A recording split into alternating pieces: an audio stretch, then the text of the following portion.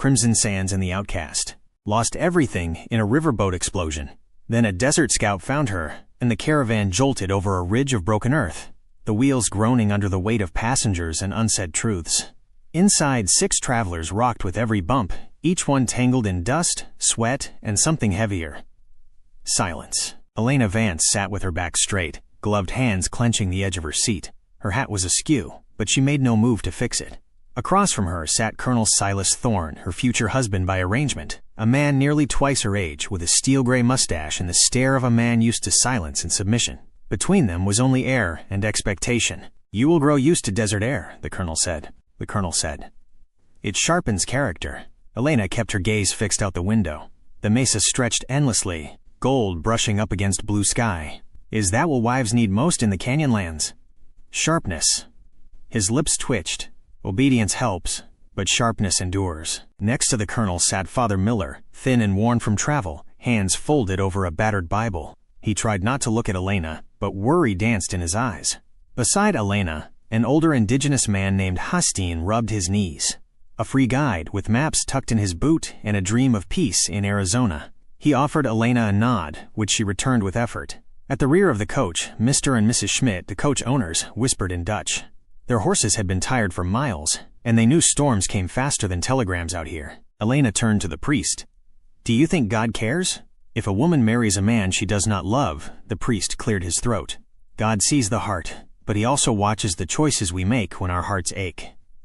Colonel Thorne cut in. "This isn't about heartache. It's duty." Your father agreed.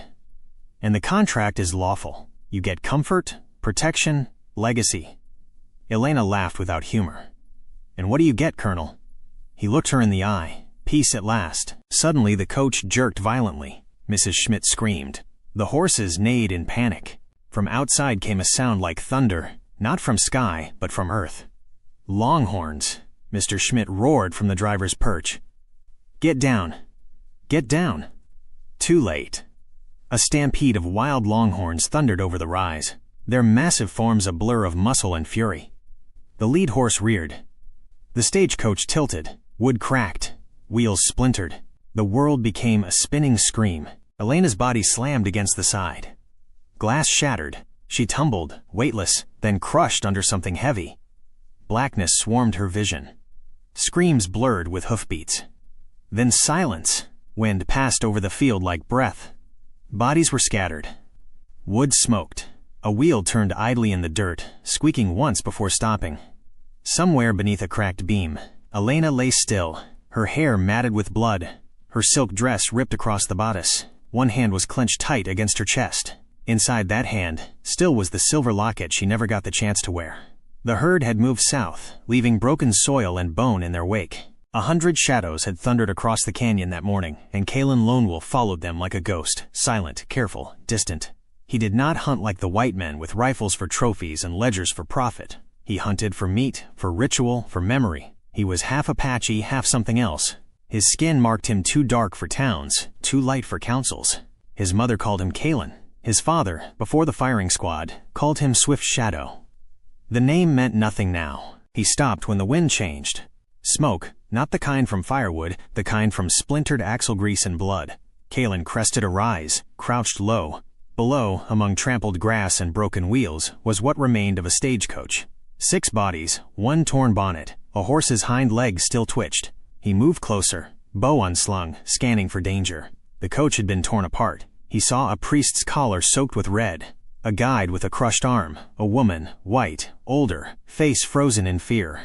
Kaelen's jaw clenched, and then, beneath a cracked beam, movement. At first he thought it was wind. Then her eyes opened, wide, wild, white-rimmed like a calf caught in a snare. Her face was streaked with dirt and blood, her copper hair matted and tangled across her mouth, but she breathed barely. He stepped back, his heartbeat hammered. She was white, alive. That was dangerous. He had seen what happened when men like him were caught near women like her. His father, a quiet craftsman, once helped a stranded settler girl after a flash flood. 2 weeks later, he was shot outside of Tucson. No trial, no mercy, just lead and fire. Kaelen took another step back, but then she looked at him, not just with fear, with something raw, desperate. The way a creature looks when it knows death is near, but refuses to lie still. Her lips parted. Please. The word was broken. More air than voice. Kaelen cursed beneath his breath. He looked over his shoulder. The waist stretched empty. No riders. No marshals. Still, he hesitated. He could leave her. No one would know. She would die by sundown, her body claimed by coyotes or vultures, and no one would blame him. But as he turned, her eyes followed, pleading, clinging, as if he were the last solid thing left on earth. He sighed. Damn it. He pulled the beam aside slowly, carefully. She whimpered, but did not scream.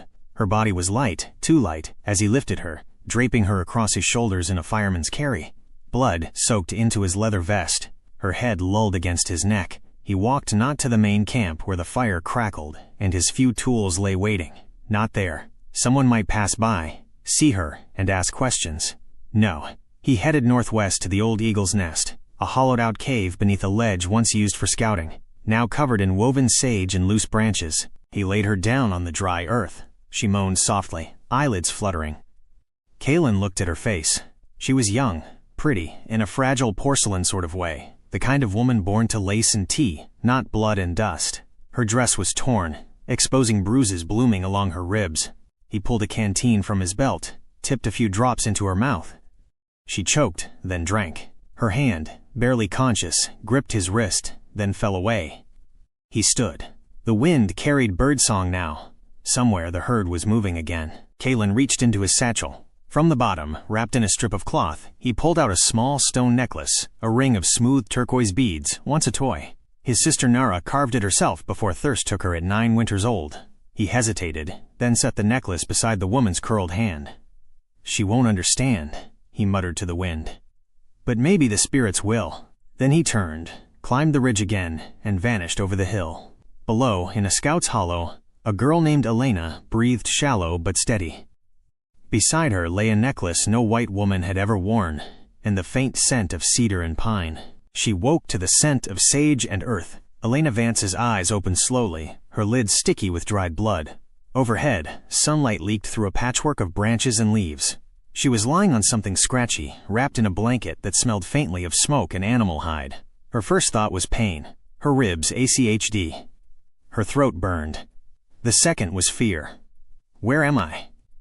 She sat up too fast. The world swayed. Her hands fumbled at her waist where her corset had once been gone. Her dress was still on, though torn and stained. Her boots were muddy. One lace snapped. The locket, still clenched in her left hand, pressed a deep red circle into her palm. Then she saw him. A figure crouched a few yards away, half in shadow, sharpening a flint knife. He wore buckskin, his long black hair tied back in a leather cord, and a patchy, or at least half. His face was unreadable, calm like stone. He did not look up. Her breath caught. Panic surged. She reached under her sleeve, fingers closing around a metal hairpin she'd hidden there since Santa Fe. She gripped it tight. 1 step. 2.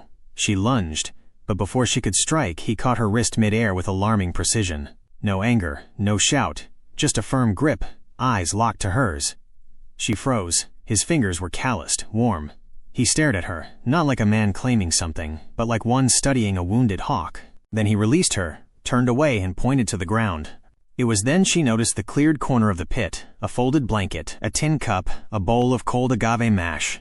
Steam no longer rose from it, but someone had made it for her. He didn't say a word, just gathered his tools and climbed out of the hollow, his boots crunching the dirt. Gone.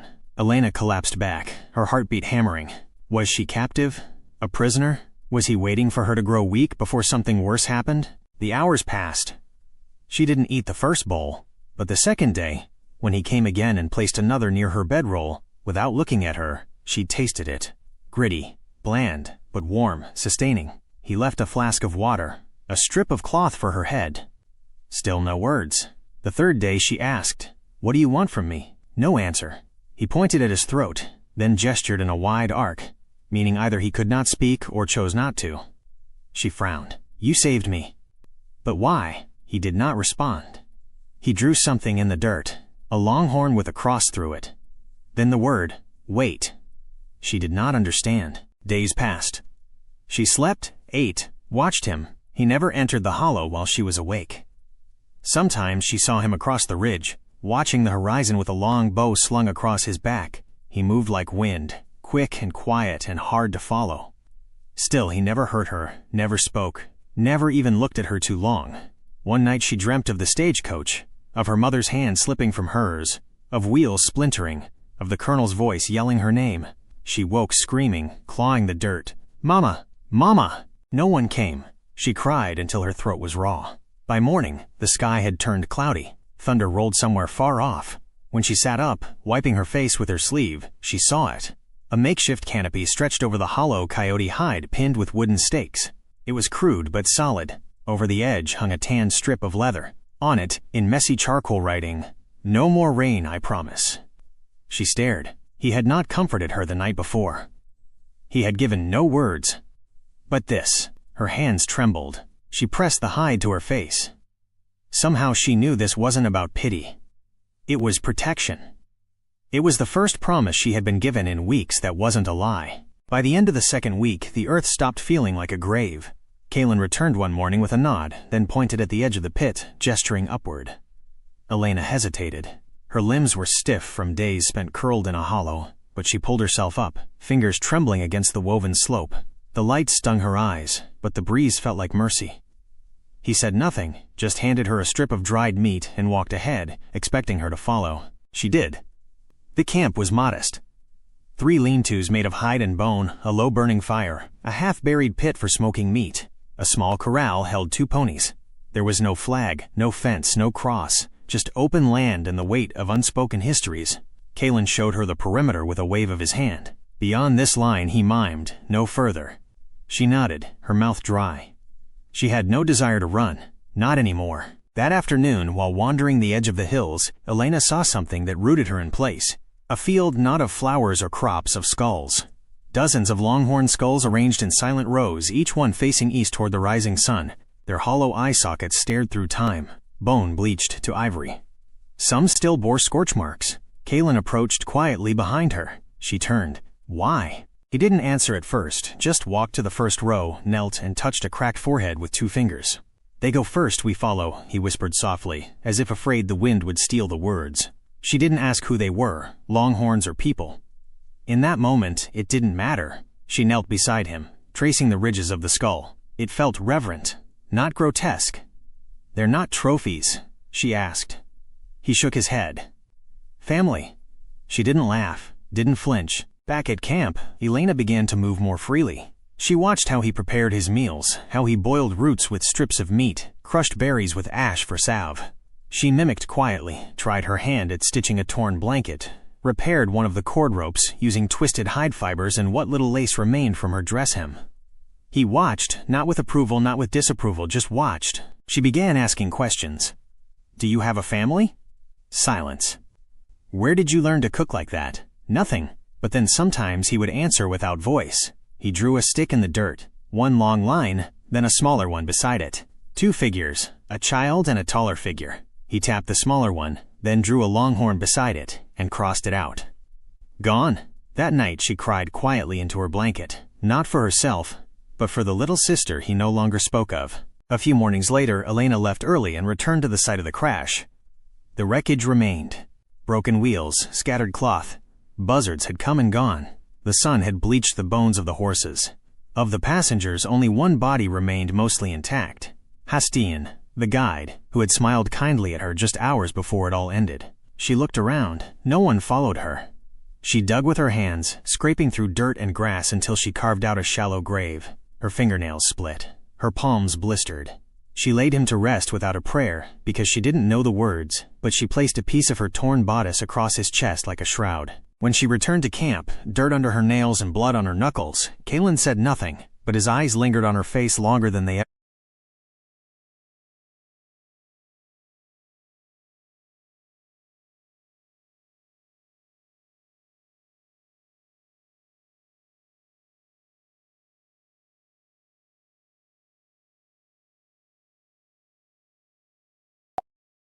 ever had. That night he placed a second bowl of stew beside her plate and whispered, "Thank you." 2 words. The first she'd heard from his lips since the day they met. It wasn't a language, but it was enough. Elena bent the willow branches carefully, threading them with strips of bark to hold the frame. Her hands worked slower now, more purposeful.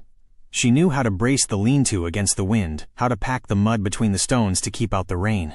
It was not much, a shelter the size of a wagon bed, but it was hers. She had made something. Kaelen stood at a distance, sharpening his knife, but every so often he glanced her way. When she was finished, Elena ducked inside and emerged with a tin kettle. She had found the root of a wild herb near the washbed, bitter but safe, and now she steeped it in boiled water over the fire. The smell was sharp, earthy. She poured 2 cups. "Here," she said, offering one. He hesitated. She added softly, "It's not poison." A flicker of a smile. He took the cup and sipped, his brow furrowed. "It's bitter," she admitted. "But it warms your throat." Kaelen nodded, then sat beside her by the fire. They didn't speak. The fire crackled, wind whispering through dry sage beyond the ridge. Somewhere in the dark, coyotes howled. She looked up. "I'm leaving in the spring." He didn't react. "When the snows melted," she continued, "I'll find my way back to a town, maybe Phoenix, or even farther." Still nothing. She looked at him. "Aren't you going to ask why?" He stirred the fire with a stick. "I don't ask what people already decided." She leaned forward. "You don't even want to know what I'll do when I get there." He shrugged. She studied him a moment longer, then looked away. "I'm not going for safety. I'm going to see if I still want the world I came from." The next morning, she was gone. Kaelen found the lean-to empty, the blankets folded, the fire cold. He stood there a long time, his hands loose at his sides. Then he turned back to his work. But 3 hours later, he heard footsteps. She stood at the edge of camp, cheeks flushed, hair tangled by wind. "I made it half a mile," she said. "Then I realized." She dropped her pack. "My friend is living alone, in a world full of ghosts. I won't leave him like that." He stared. She stepped closer. "You hunt animals that are nearly gone. You speak to skulls. You sleep where your family used to laugh.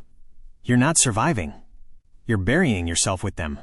Silence stretched. Then his voice low and cracked. "I'm not a good man." She didn't flinch. "I don't need a good man." He blinked. "I need a real one." He looked away, jaw tight. "Because I'm not good either," she said. "I was going to marry a man I didn't love. I stood by, while others suffered. I let my fear tell me who I was." She crossed the distance. "But I'm not afraid anymore." Kaelen said nothing, but he sat beside her that night, closer than usual, their shoulders nearly touching. Neither spoke of tomorrow, because for the first time, both of them had chosen to stay. The smell came first. Iron, grease, and cheap whiskey, riding on a shift in the wind. Kaelen tensed, his nose to the breeze, eyes narrowing. He moved soundlessly up the ridge near the camp and crouched in the tall grass, fingers trailing along the bow slung across his back. Below, 6 riders were making camp near the creek, where the sycamores stood like guards with skeleton arms. Their horses snorted and stomped the mud. Men shouted to one another, tossing gear, laughing harshly. One man kicked a crate open, revealing rifles. Another dragged what looked like a rolled hide, dark and slick with old blood. Elena joined him quietly. She followed his gaze and froze. "Who are they?" He didn't turn. "Hunters." "What are they hunting?" He pointed. One of the men was tossing a skinned beef tongue into a skillet. Grease hissing. "They kill for hide, for sport. Leave the rest to rot." Elena's stomach twisted. "That's slaughter. They call it progress." She shivered despite the warmth of the evening sun. From below came more voices, jokes, slurred threats, cruelty masked as laughter. "Got myself 4 just last week," one said. "Bet I can beat that by Friday." Another added, "Heard there's still a few hostiles out here. Might bag one of those too." Laughter. Kaelen's jaw tightened. Then came a sharper voice. Someone swore they saw a redhead girl this way last month. Fancy clothes, limping. If she's still breathing, I'll find her. Silence fell between Elena and Kaelen. "They can't know I'm here," she whispered. "They won't," he said. "But if they see you, they'll see me. And if they see me, I won't walk away." That night, they made no fire. Kaelen rolled up the lean-to. Elena packed what little food they had. When the moon rose low and wide as a silver bowl, they rode out together, one horse between them, heading into the high plateaus. No one spoke. The hooves moved slow across cracked earth, skimming over the shadows. Elena clung to Kaelen's waist, heart pounding. Every crack of twig, every distant coyote howl set her nerves on edge. After hours of riding, they reached a place where stones erupted from the ground like broken teeth. Kaelen dismounted, led the horse to a natural split in the rock and ushered Elena inside. The cave was small but dry, hidden well from the open mesa. Faint paintings lined the walls. Longhorns, sunbursts, a woman kneeling beside a fire. It smelled of dust and time. "This was your home?" she asked. "My mother's," he said. "Before the soldiers came, she'd come here when she needed to dream." They lit a small smokeless ember with flint and dry moss. Kaelen placed it near a pile of ashes in the far corner, bones wrapped in doeskin, undisturbed. "She died in winter," he said. "No food, no firewood left. I burned what we had then." Burned her. Elena sat beside him, her voice small.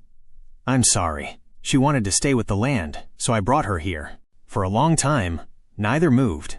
The fire crackled low, casting gentle waves of gold on the stone walls. Kaelen reached into his coat and unwrapped a small, carved figure. It was a longhorn worn smooth at the edges. "She gave me this when I was little, said it carried strength." Elena held out her palm. "May I?" He placed it in her hand. Her fingers closed around it like a prayer. "You should keep it," she said. He shook his head slowly. "It's helped me enough." She looked at him then, not with fear, not with gratitude, but with understanding. The kind that came only when you had nothing left to lose but your truth.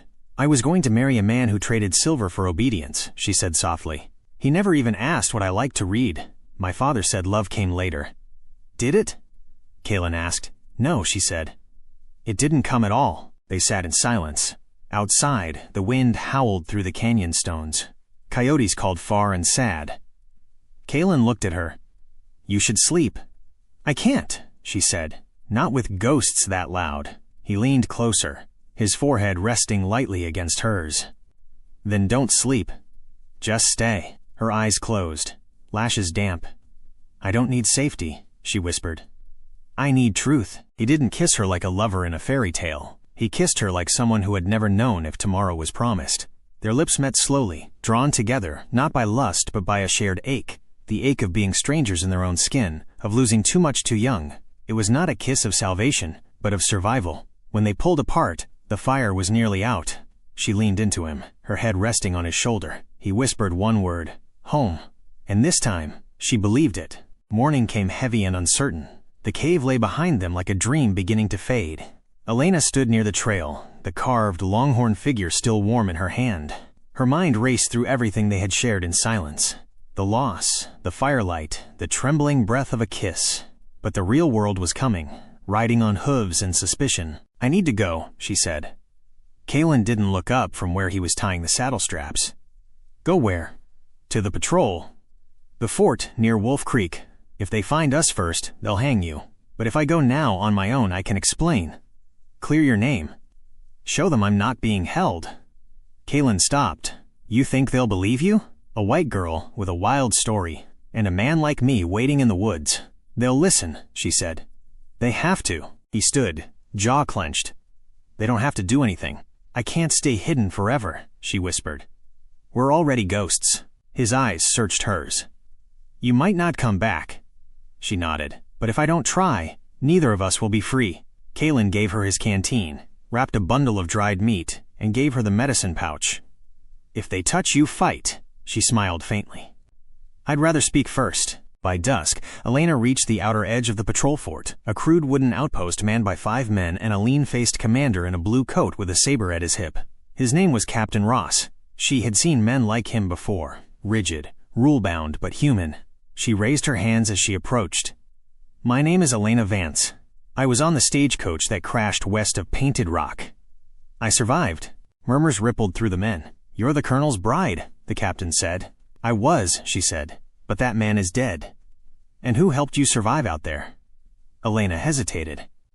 "A hunter. A man. He found me and kept me alive." The captain's eyes narrowed. "Apache?" She nodded. The mood shifted instantly. Rifles bristled. "He didn't take me. He saved me," she said. "If not for him, I'd have frozen, starved, or been found by the trappers who spoke of worse." The captain crossed his arms. "And now, I came to ask for his safety. He didn't kidnap me. He didn't harm me." One of the soldiers stepped forward. "That ain't what the paper said. Missing white woman. Suspected savage abductors." Elena stiffened. "He's not a savage. He's both. And I'm not missing. I'm here." Captain Ross's voice sharpened. You led him here." Before she could answer, a shout rang out. From behind the tree line, Kaelen stepped into view, hands raised. Elena spun around. "No." He walked slowly, unarmed, eyes steady. "She didn't lead me. I followed to keep her safe." "On your knees," a soldier barked, gun raised. Kaelen obeyed without resistance, dropping to the ground. Elena rushed to him, shielding his body with her own. "Don't you see? He could have run. He could have killed." "He didn't either." The captain frowned. "Law says any man aiding an escaped woman." "She wasn't escaping," Elena shouted. "She was surviving." "Even so," he said grimly, "we're to escort you back, both of you, pending judgment." Elena's hands trembled. She reached into her pocket and drew out the silver locket, the one she had clung to. Even beneath broken wood and blood, she held it up, then hurled it to the dirt. "This is the life that was chosen for me, but not the one I choose." Silence rippled outward. "I choose him. I choose freedom, not ownership." She turned to the captain. "If saving me is a crime, then lock me up. I'll share his cell." No one moved. The captain's face darkened with conflict. Then he nodded to his men. "Lower your rifles." "But sir," I said, "lower them." The soldiers obeyed, stunned. The captain turned to Elena. "You're not a prisoner anymore, neither of you, but you will not leave the territory. Stay west of the little river and keep out of towns." Elena's breath caught. "That's it?" "That's mercy," he said. "Use it well." Elena helped Kaelen to his feet. Their eyes met, and without a word they turned and walked back toward the hills. Behind them, the locket lay in the dirt, untouched. Ahead, the land waited, open, raw, untamed, but theirs. A month later, the wind smelled different, less of ash, more of flower and woods. It no longer carried the sting of death or the memory of fire. It smelled like beginnings, like hope. Elena knelt beneath the half-finished awning of a squat wooden shack nestled at the edge of the canyon. Her hands were white with flour, nails rimmed in dough, aprons smeared with wild berry juice and grease from the morning stew. Smoke curled from a small chimney above, fed by dried juniper chips, cedar kindling, and patience. Behind her, the oven, built stone by stone from riverbed rocks, breathed heat like a living heart. It was not much. A single room with a dirt floor, a wooden table hewn from scrap planks, a cloth-draped shelf lined with loaves wrapped in stitched leather or corn husk. A battered tin kettle rested near the fire, a crate of dried flowers set by the window. But it was hers. She had etched the words on a slate board herself, fingers trembling from both pride and disbelief. Elena's Bakery. Below that, in chalk faded from wind and sun. "If you've ever been hungry, you have a right to live." Her first customer was a boy no older than 7. Barefoot, nose running, his shirt 2 sizes too large and sleeves knotted at the wrists. He carried nothing but a sharp piece of obsidian and the nervous hope of children who have learned that nothing in this world is truly free. Elena handed him a warm loaf, still steaming. She didn't ask his name. He didn't offer one. He just stared, eyes wide, hands trembling, as if expecting the bread to be snatched away. Then, when she nodded gently, he clutched it tight to his chest and ran, his small feet kicking up dust. She watched him go, a lump rising in her throat. A few yards away, Kaelen leaned against a pine post he'd helped set that morning. He chewed a strip of dried venison, one hand resting on the hilt of his knife, the other shielding his eyes from the sun.